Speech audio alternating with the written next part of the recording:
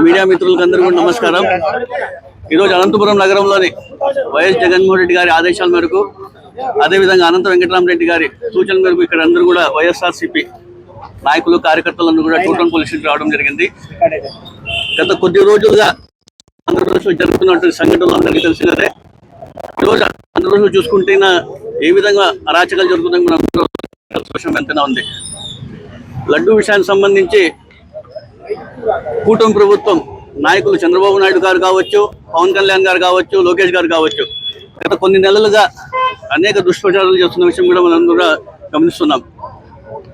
తిరుపతి లడ్డు ఏదైతే దాంట్లో తిరుపతి లడ్డు ప్రసాదం నెయ్యిలో అనిమల్ ఫ్యాట్ ఉందని చెప్పేసి అనేక దుష్ప్రచారాలు చేయడం జరుగుతుంది. సుప్రీంకోర్టు సిబిఐ ఏదైతే సిట్ విచారణ చేసిన తర్వాత ఇందులో నో అనిమల్ ఫ్యాట్ అని చెప్పేసి క్లియర్గా చెప్పడం జరిగింది.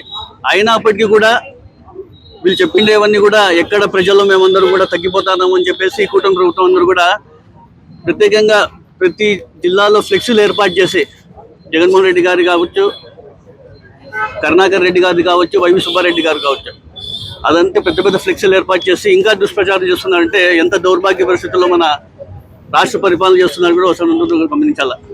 జగన్మోహన్ రెడ్డి గారు వీళ్ళందరూ ఇట్లా చేస్తున్నారు. ఖచ్చితంగా మేమందరం కూడా స్టేట్ కాల్ ఇచ్చి చంద్రబాబు నాయుడు గారు కావచ్చు, పవన్ కళ్యాణ్ గారు కావచ్చు, వీళ్ళందరూ కూడా మంచి ప్రసాదించాలా దేవుడు అని చెప్పేసి ఒక స్టేట్ కాల్ ఇచ్చి గుడిలో అందరూ వెళ్ళి వెంకటేశ్వర స్వామి గుడికి వెళ్ళి అందరూ ఒక పూజా కార్యక్రమం చేయండి అని చెప్పి చెప్పడం జరిగింది. ఆ చెప్పి వచ్చేటప్పుడు ఏ విధంగా అయితే అంబటి రాంబాబు గారికి అడ్డుకొని ఆ రోజు ఆయన పైన దాడి చేయడం, వాళ్ళ ఇంటి దగ్గరకు వెళ్ళి దాడి చేయడం, వాళ్ళ వాహనాన్ని దడ్డు చేయడం, ఇంటిపై నిప్పు పెట్టడం, ఎన్ని అరాచకాలు జరుగుతుంటే కూటమి ప్రభుత్వం చూస్తూ ఊరుకుందంటే ఏ విధంగా మనం ఒకసారి గమనించాల. అదేవిధంగా న్యాయపరంగా ప్రశ్నిస్తుంటే జోగి రమేష్ గారు మరి మరుసటి రోజు వాళ్ళ ఇంటికి వెళ్ళి నిప్పు పెడుతున్నారంటే ఎంత దౌర్భాగ్య పరిస్థితుల్లో ఈరోజు ఒకసారి గమనించాల. ఈరోజు సిట్ నివేదిక హర్యానాలో ఉన్నటువంటి ల్యాబ్ కావచ్చు, గుజరాత్లో ఉన్నటువంటి ల్యాబ్ రెండూ కూడా దీంట్లో అనిమల్ ఫ్యాట్ లేదని చెప్పేసి ఇస్తుంటే వీళ్ళు ఇంకా దీన్ని దుష్ప్రచారం చేస్తుంటే ఎంత దౌర్భాగ్య పరిస్థితులను కూడా ఒకసారి గమనించాలా.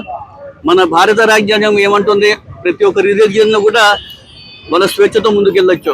ఈరోజు వాళ్ళ ఒక శ్రీ వెంకటేశ్వర స్వామి లడ్డు సంబంధించిన విషయాన్ని ఎంతో మంది వెంకటేశ్వర స్వామి భక్తులకి వారి యొక్క మనోభావాన్ని దెబ్బచేసే విధంగా వీళ్ళంతా చేస్తుంటే ఏ విధంగా వీళ్ళు పరిపాలన అందిస్తున్నారు ఒకసారి గమనించాలా. చంద్రబాబు నాయుడు గారు 40 ఏళ్ళు పొలిటికల్ ఎక్స్పీరియన్స్ గా చెప్పుకుంటే ఆయన 4వ ముఖ్యమంత్రి చెప్పుకుంటే ఆయన ఇలా రిలీజియన్ పైన తీసుకొచ్చి మనోభావాలు దెబ్బతీస్తుంటే ఎంత దౌర్భాగ్య పరిస్థితుల్లో గమనించాలా. ఈరోజు తిరుపతి లడ్డు కావచ్చు, అట్లా మా ముస్లిం సంబంధించి పెనుగొండ దర్గాలో కావచ్చు, కడప దర్గాలు కావచ్చు, ఏవైనా కూడా ప్రసాదమే. దీనిలో కూడా ఇక్కడ గోప్యంగా వీళ్ళందరూ కూడా లోపల ఏమైనా ఎంక్వైరీలు చేసుకొని ఇవన్నీ చేయాలి. కానీ ఇవి బహిరంగ పెద్ద పెద్ద ప్రెస్ మీట్లు పెట్టి ఇవన్నీ కూడా ఇట్లా కల్తీ జరిగిందని చెప్పడం కూడా ఎంతవరకు సమంజసం తెలియజేస్తున్నాను.